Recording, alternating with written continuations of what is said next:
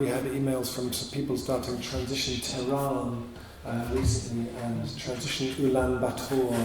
And it's an incredible thing to see an idea that was just a mad notion that has now gone off to many, many different places. It's very exciting. So thank you all for coming. And so it feels like the question is, why does transition excite people? Is kind of a question you should ask the people who are here who are doing transition, in a sense. But I'm just going to say a little bit about why transition is different, I think, and what the idea is. And this is a kind of a cartoon that I use, I suppose, sometimes to communicate the idea that we are at a very important tipping point in our history. That we are at the end of the age of cheap energy. We are at the end of the age of not having to take our impact on the climate and on the biosphere into account. And I think there's a very strong case to say we are almost at the end of economic growth in the way that we have known it for the last 100 years or so.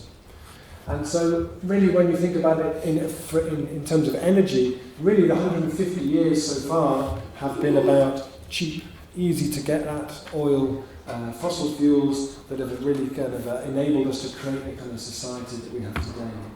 And the assumption tends to be that the other half is kind of the same, and yes, at some point it'll start to go down, but we'll come up with something brilliant, and it won't really be a problem. You know, we stepped from wood onto coal, and we stepped from coal onto oil, and now we'll step onto something else, and something else, and it's really not a problem, we'll just keep going.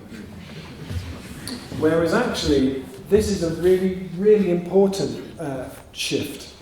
And Bill McKibben, who many of you I'm sure will have heard of Bill McKibben, who's a very well-known climate activist, he says, this second half here, we know there is enough fossil fuel, there is enough carbon in this second half here to 5 times more than we need to destroy the climate, to push the climate into 6 degrees, 7 degrees, 10 degrees, runaway climate change. We can use... It's all over.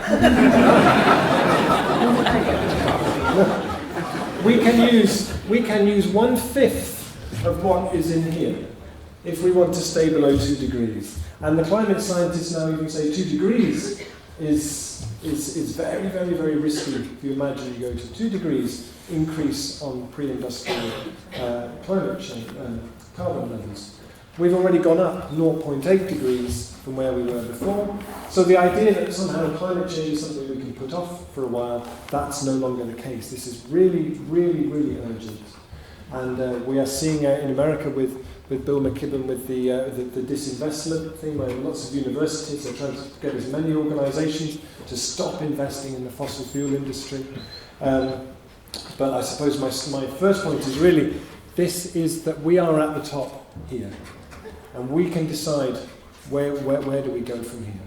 But actually my sense is that as a culture, we are kind of paralysed now.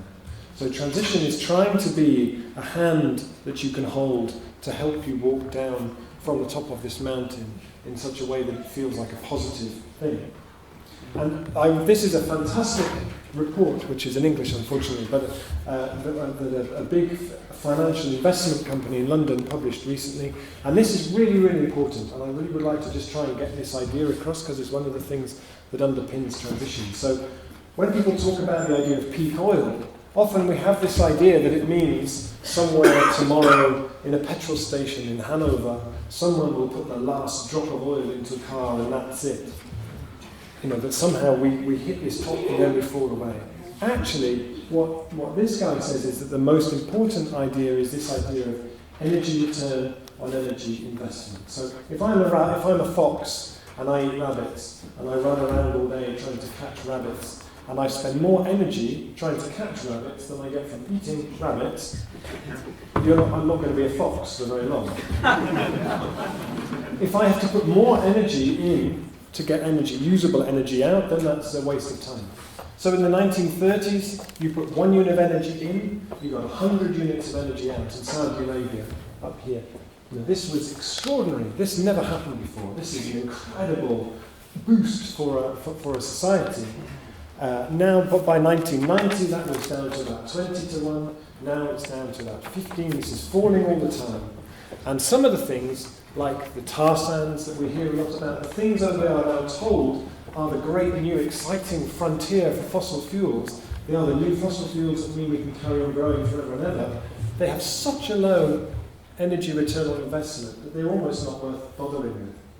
And what he argues in here is that when collectively, as an economy, we get to about 10 to 1, economic growth becomes impossible. Because you have to put so much new energy back into getting more energy out again, you don't have the energy to drive the kind of society, the kind of economy that we have today.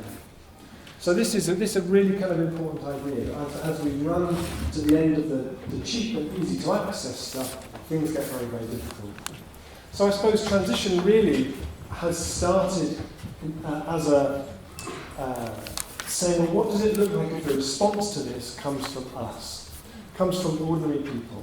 There doesn't seem to be much action on this meaningfully from government and from big business, big industry. It starts with us. So what does that look like? And that's really been the question. So transition has been an experiment. I don't have the answer to that question. But collectively, around the world, more and more people are trying to figure this out and demonstrate what's possible. So a lot of what I do is really about stories, telling stories of what people are doing. Because that's really where the excitement lies, I think. And when we look at, when we say this is the end of the age of cheap energy, this is the end of the time of not thinking about climate change, every end is the beginning of something else. And I think as a society we get stuck because we can't see what it's the beginning of. We get so stuck on the thing that it's the end of something that's irreplaceable. But actually, I think what transition does, and it was fantastic to hear the stories here, that people are saying, this is the beginning of a new economy for Bonn. This is the beginning of a new way of looking at how we feed ourselves, of how we employ ourselves, how money works here. And there's a whole kind of creativity that gets unleashed at that stage, which is really, really exciting. So transition is very much that. It's an experiment. And we gather that knowledge together. And then what we see happening is a self-organising system. We really wanted it to be something that would organise it. Transition is not a Coca-Cola franchise. We don't sit in a central office telling Geert what to do or telling people in Bonn how they should do transition. It's an invitation for people to do what they want to do.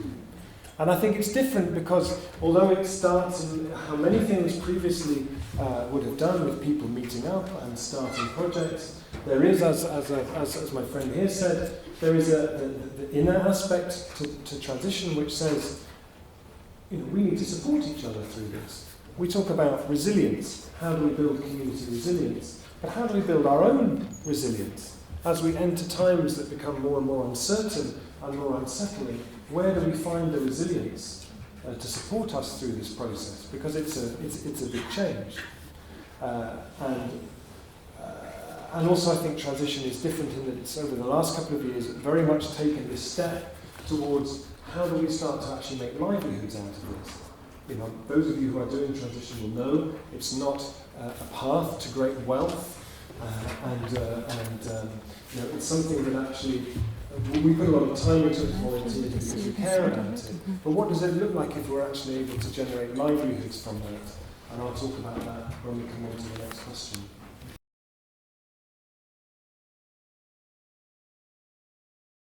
Yes, I do, funnily enough. So I suppose where transition starts on the ground is with the idea that there is no one coming to the rescue. We are in our local communities. There isn't some mythical riding in on the horses coming to sort everything out. That it falls to us to make this kind of change happen. And so in transition, there's this concept of resilience about how do we make the place where we live more able to adapt to shock from the outside. How do we build into it this sort of like how we saw in 2008 with the economic crisis that just swept through everything. How do we have a way where we can build in the ability to not be connected when we don't want to be, so that doesn't happen. And when you think about local economies as being like a bucket, so you can think of the economy of Bonn as being like a big bucket, into which come wages and money from government and grants and so on. But at the moment, much of that money pours out again through the holes, through supermarkets, through paying energy bills, through shopping on the internet. That money leaves the city, and its ability to make things happen is gone. And every one of those holes is a potential local business, a potential local livelihood. So it's about sort of imports, indeed. So it's about kind of where we can. And so this is one of my favourite statistics, is that every year the UK sends to Germany 1.5 million kilos of English potatoes, and every year you send us 1.5 million kilos of German potatoes. Yes. This is crazy. Much better. Maybe. Ours are better. Well, ours are better. I think Germany, but there's also an equal exchange of gingerbread, and you make much better gingerbread. So, yeah. So it's the idea that actually the resilience comes from looking at how our local economy works. And so I'm going to give you some examples of what some transition groups are doing on the ground around this. These are all UK examples, I'm afraid, but this is in a village where the local shop closed, and there had been a shop in that village for 50 years. And people really valued it. So the people came together, said, well, we will run the shop, and we will run it as a cooperative, and they call it the Green Valley Grocer. But because it's based on transition thinking, it becomes much more than just a shop. So then they realised that all of the stuff they wanted to sell was just imported from all around the world.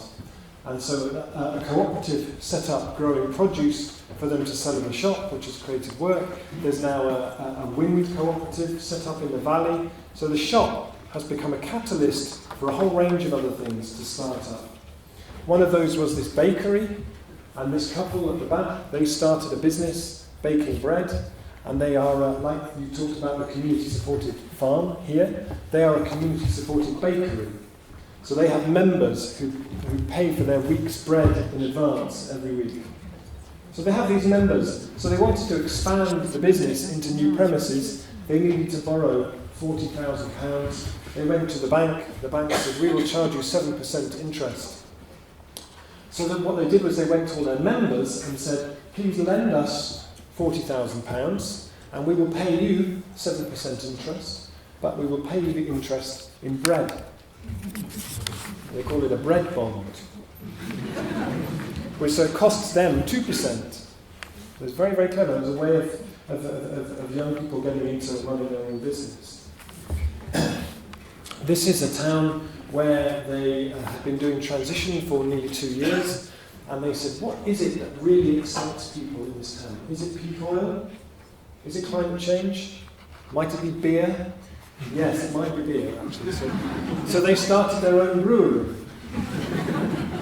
And these are all the people who bought shares and invested about £40,000 to set this brewery up in the town. And in the town of Totnes, where I came from this morning very, very early, we are also starting a community business, a community brewery. And we're looking at the idea of what does a brewery that works as a social enterprise look like? Could you have a brewery that brings out new beers in bottles, and every one is designed to support a new business starting in the town? A percentage of the beer of the money from that one goes to support someone who has an entrepreneurial idea for the community, and that tale is told on the bottle.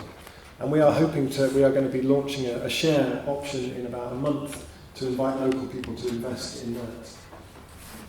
Community energy is something which, it feels ridiculous. Me coming to Germany to tell you about community energy, you have something like 55. The figure I always get told, it's 55% of renewables are community owned or something, and in the UK it's 3% or something, just appalling. So I apologise for coming to tell you about community energy, but I think it's really exciting for you. These are some people who started a community solar power station on the roof of a brewery in their community, and this is the last time I will mention breweries, by the way. And they raised a lot of money from local people, and they covered this whole roof in solar panels, and then they brewed a special beer called Sunshine Ale. I love the idea that a local brewery, this will be the last time I mention brewery, I love the idea that a local brewery celebrates the process of transition in the wider community in the names of the beers that it puts out. That's something that I think is really exciting. This is in Japan. This is in Fujino, which is the first transition initiative in Japan. And after the tsunami and the nuclear disaster of 3/11, they came together and well, what are we going to do about this? They weren't hit by the actual tsunami, but they were quite close to areas that were. And in those areas, they had festivals of light that they would do every year that were very, very important to those communities, which they were unable to do because the tsunami had just swept everything away. All that infrastructure was gone. So these guys who had got together lots of renewable energy infrastructure in order to power things there before, they took all of their equipment to these areas that had been hit by the tsunami, and those places were able to run their festivals thanks to this company. And they got a lot of publicity, and they started what they call the Fujino Electric Company. They were the first place to do that. There are now 40 communities across Japan who've started their own community electric companies, inspired by what they're doing with Fujino. This is in the city of Bath, and I think one of the really important ideas that comes through transition is the idea of internal investment. We get very stuck on the idea of inward investment. How do we get money to come to Bonn? How do we get the EU or the government or whoever, or Apple, to come and invest in the city? And a lot of energy goes into that. But what does internal investment look like? If we spend our money differently when we shop, if we invest our money differently, if we invest our pensions in a different way, then there's lots of resource that can drive this process. So here in Bath, they started a community energy company, and they had an investment to get them started that meant that from the beginning they could offer people a good interest return on what they invested. So when they launched their share option, they raised £750,000 in about a month, £750,000. And a lot of that was people moving their pensions into a local energy company. And that's really exciting. When we start to get that kind of infrastructure where that becomes possible, then the game starts to change, I think. This is something that we will be publishing in Totnes in about a month, which I think is very, very exciting. Because when we talk about this idea of a local economy and making a local economy stronger, we don't generally have the numbers to support that. So if Walmart decide they want to open in my town, they can say, we will create 25 jobs and we will bring £1 million to the community every year or something. But those of us who argue for localization and more local economies, we don't really do that. We just say we should do it because it's a really good idea. And that's not really enough. And so this is called the Local Economic Blueprint. And what it does for the first time, as far as I know, is it maps in real detail where all the money goes in our town in terms of food, in terms of energy, in terms of the retrofitting of buildings, and in terms of how we care for the elderly in our town. So we now know, for example, that every year we spend £30 million on food, of which £20 million goes out through just 2 supermarkets. 17 of that through just 1 supermarket. And we are a place that has a much bigger local food economy than many other places. So we now know that if we can shift... Is this just disappeared or what's going on? Okay.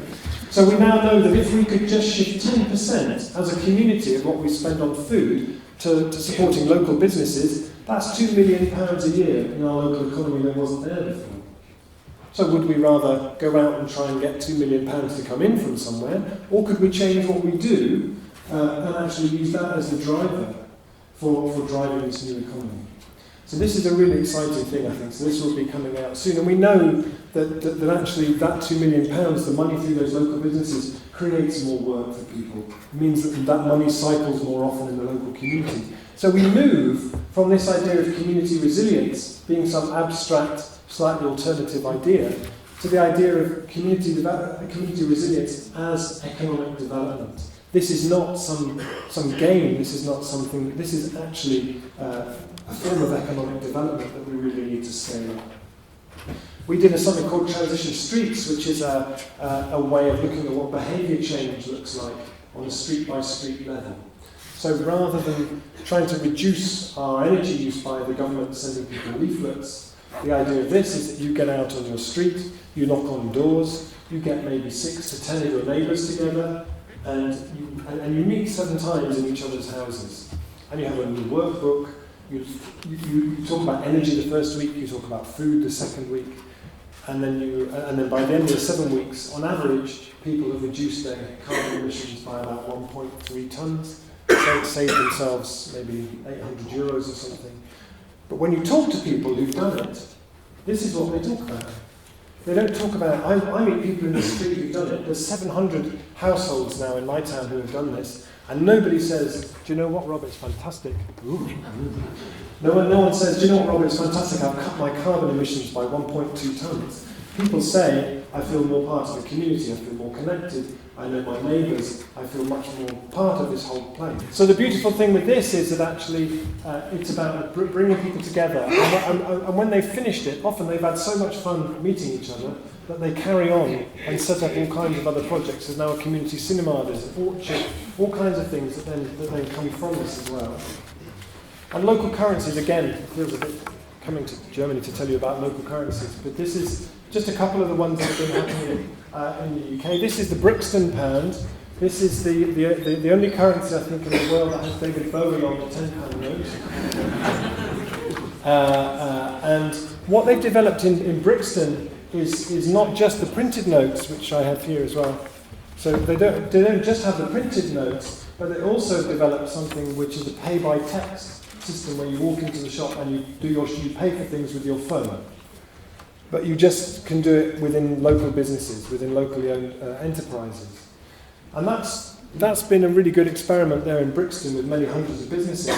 But this is the Bristol pound, which launched last year. So this is a local currency in a city of about 800,000 people.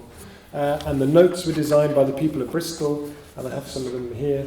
And and what's exciting about the Bristol pound is that the local council is really, really behind it. So you can pay your taxes in it. If you're a business, you can pay the rent for your buildings in it. This man here is the new mayor of Bristol, who was elected just before Christmas. And in his speech, when he became the mayor, he announced that he would be taking his full salary, £51,000, in Bristol pounds, the whole thing in the local currency. And then when the Queen came to visit Bristol a couple of weeks later, his gift to her from the people of Bristol was a presentation pack of Bristol pounds. And history does not record whether she was a bit upset that she didn't appear on any of them or not. I imagine in the Tower of London there is a special dungeon who print their own money. So, but these are really important because they're about the money that can cycle locally and support and enable that local economy. And sometimes a place just needs new infrastructure in terms of for farmers to be able to connect to the local economy. Many places you have the farmers around the town, they just have nowhere to sell. This is one transition group who created a new farmers market. And lastly, was it last year? Almost last year. So there was a talk about the community supported agriculture farm here. This is one that's in Norwich, where they've looked at starting a farm in the whole context of how can this city feed itself? Looking at the land around the city, how might that actually look? What new enterprises do we need in order to make that happen? And then lastly, I think there's a really important thing as well about how, as communities and how, as people, we become our own developers. Very often, regeneration and development is something that is kind of done to us. We don't really have much control over it. And all too often, regeneration in cities tends to sort of make the place less resilient in terms of brushing away all the independent traders and that economy and creating a new space for big shops and big supermarkets and so on. This is a project that I'm involved with in Totnes again, which is trying to bring an old former milk processing factory into community ownership to develop it as the driver for this new economy. And we're nearly there. But like with many of these projects, they take a long, long time. which can be a little bit frustrating. But this is where we asked everybody to come and bring what they wanted to see happen down on this site, and many hundreds of people came with their stories about what they want to see. So I suppose really, in terms of what we're seeing on the ground with transition, it starts with things. It can start with anything. Often it starts with local food projects. It starts with what people feel they can do. They get up and they get running, and sometimes they might look like quite small projects, but they all matter because they're all about giving a place that kind of self-belief. But in terms of where it goes over the long run, it feels like starting to create that new economy based on those ideas of resilience, community ownership are really, really important.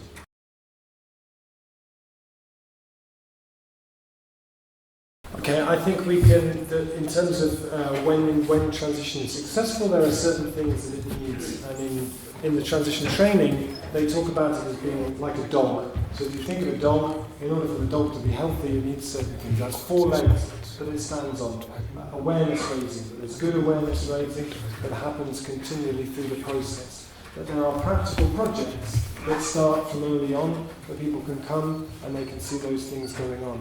There's good networks and partnerships with other organisations in the area, that your initiative isn't going to be able to do everything on its own, it needs partnerships. And the last of those 4 legs is that it needs to focus on the group and the organisation, how that is designed and how those people will work together. So it has its 4 strong legs, it has a vision, so it can look forward and it can see where it's going, and it has good kind of community process, and it's about personal resilience, so you can tell that it's happy, that the tail is wagging on the dog. So getting all of those things in place, I think, are really, really important to transition working.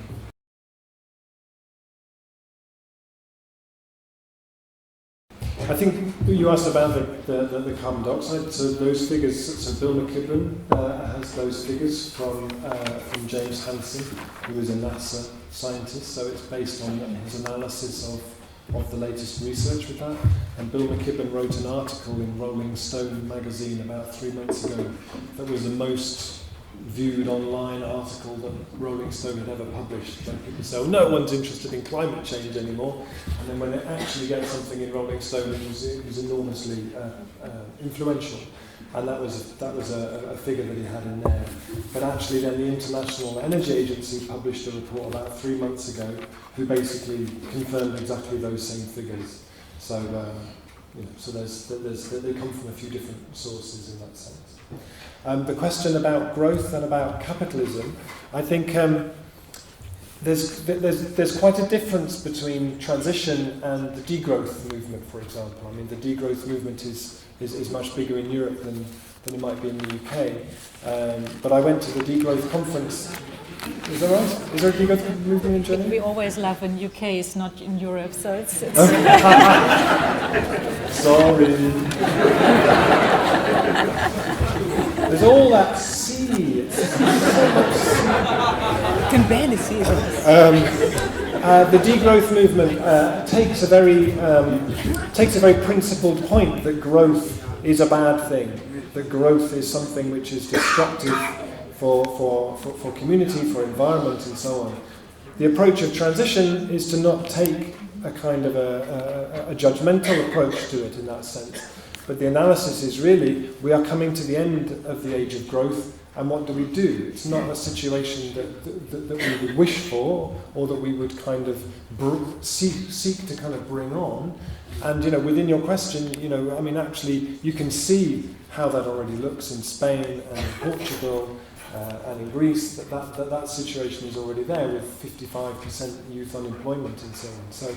So for me, it's really about, well, then what happens? What does a post-growth economy look like? And I don't claim for a minute that the transition has all the answers to that. You can find the answers to that in some very innovative sort of economists, and some of those things in terms of regional currencies, these kind of things.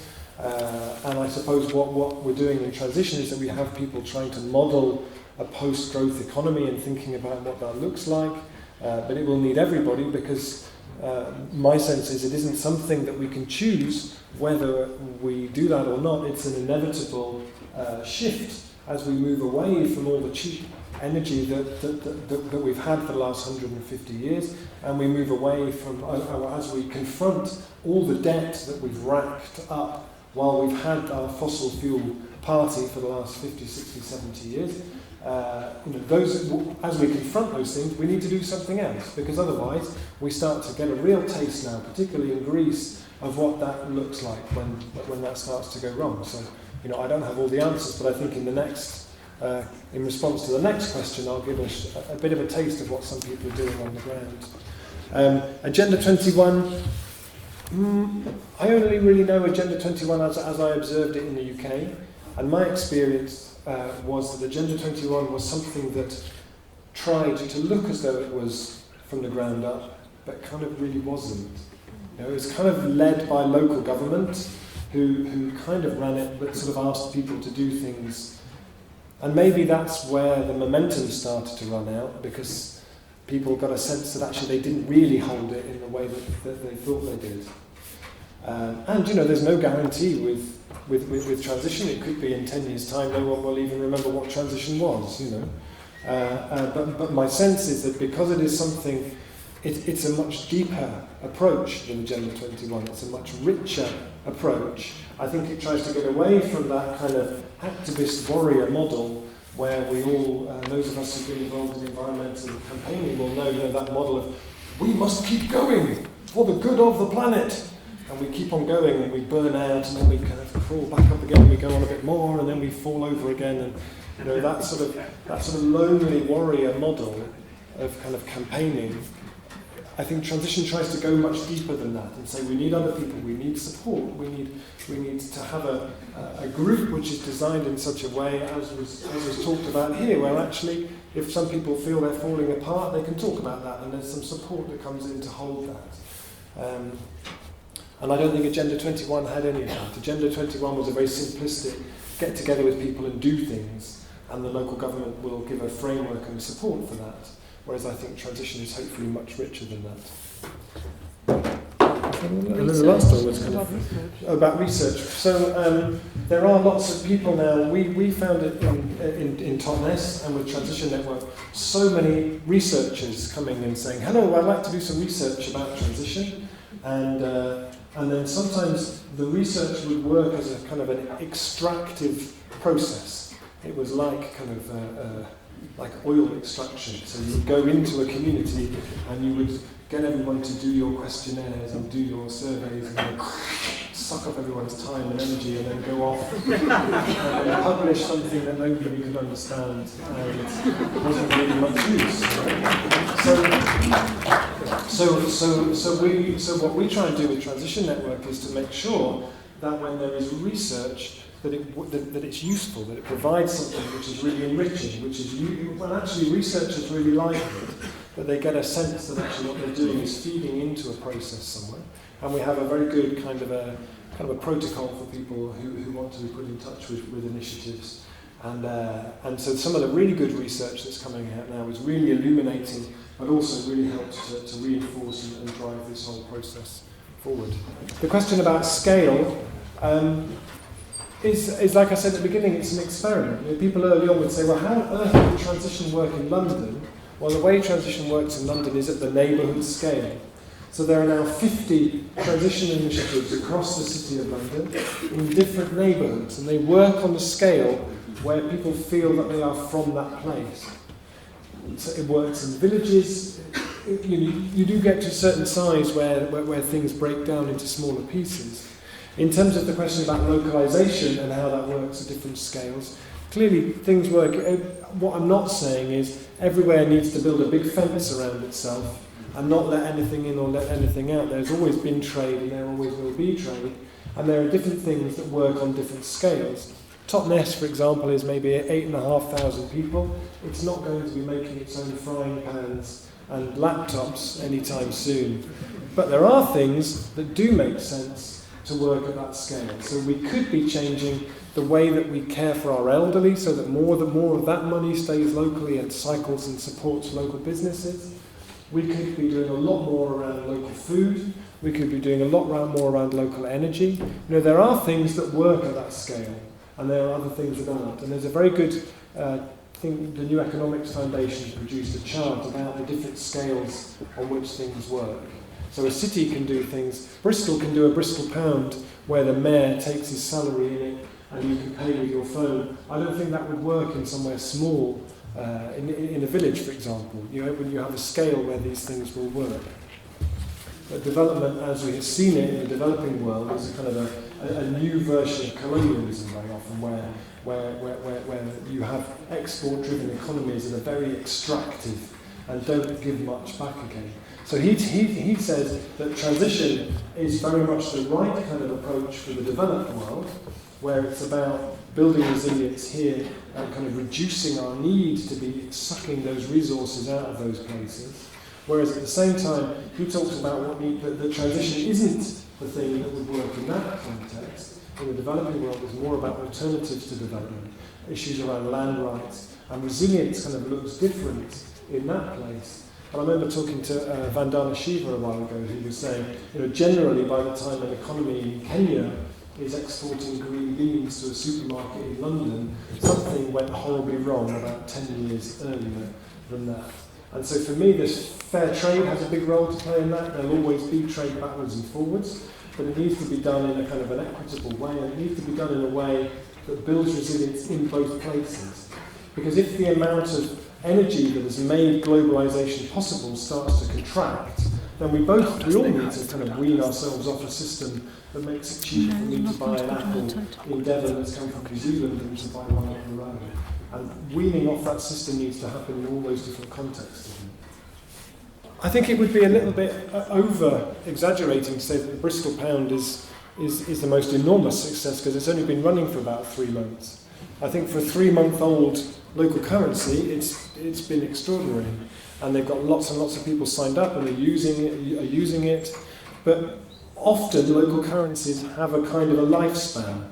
So people get very excited about them, and then they use them, and then ultimately the national currency has an enormous amount of free advertising. And a local currency is just slightly more, you have to put a little bit more effort in to use it, so they kind of tend to go in a profile like that. What we're hoping is that Bristol Pound is working on such a scale that it will actually be able to, with the support of the council, and the council now give their staff the option of being paid a percentage of their salary in Bristol Pounds. So there's lots of things where people say, what would make all the difference would be if you had a local council who did this, that and the other. They have that in Bristol. So whether it will work, I guess it's a question to ask in about a year's time, or 2 years' time. The question about how you use them, basically what you do is you turn your national currency into the local currency. So there will be places where you could physically take 100 euros and turn them into 100 Bonn euros or Bonn pounds or whatever, and then you would then go shopping with them in the same way that you would with normal money. But what it means is you would still come home with 100 euros worth of shopping, but behind you would leave money that could only circulate, could only cycle, and the traders could then spend with other businesses in that kind of a context. So if you have the pay-by-text system, it's like how you have with things where you have an online account, and you like PayPal or one of those sorts of things. You move money into it, and then you go shopping with it in the same way that you would normally. But the beauty of it, again, is that it cycles locally to support local businesses.